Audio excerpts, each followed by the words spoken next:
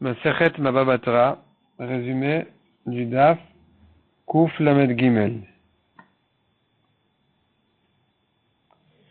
La Gemara continue à traiter les cas des malades qui partagent leurs biens de leur vivant, pas selon l'héritage de la Torah.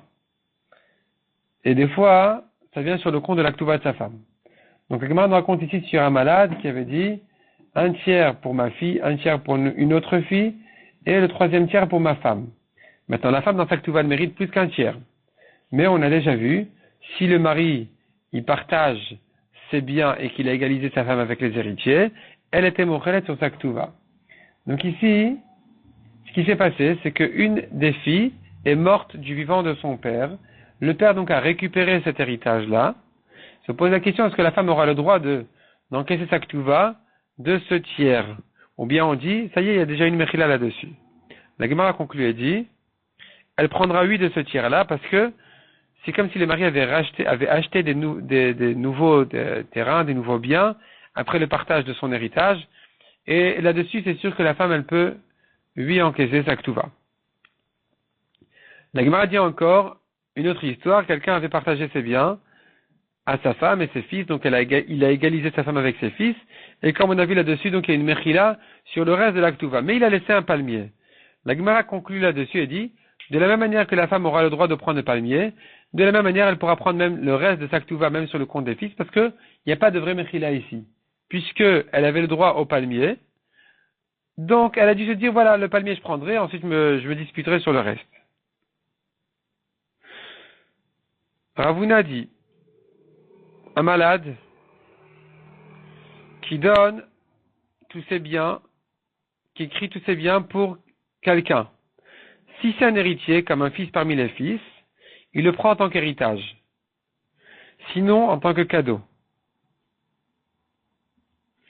C'est-à-dire qu'on va interpréter ces paroles comme un héritage si c'est un héritier. Et quelle différence si c'est un héritage ou un cadeau? La Gemara dit une première différence qui est repoussée. Une autre différence, dit la Gemara, c'est que s'il a donné à quelqu'un, il dit voilà, mes biens ils sont pour toi et après toi à un tel. Alors si le premier c'est un héritier, il n'y a pas d'arrêt aux héritages. L'héritage va continuer à son fils et le dernier ne prendra rien. Tandis que si c'est un cadeau, il peut dire je te donne à toi et après toi à un tel, parce que le premier n'aura que les droits d'utiliser la chose entre temps. Mais effectivement, après sa mort, ça passera au suivant. Donc ça c'est pour un cadeau, mais pour un héritage, il n'y a pas d'arrêt. Mishnah suivante.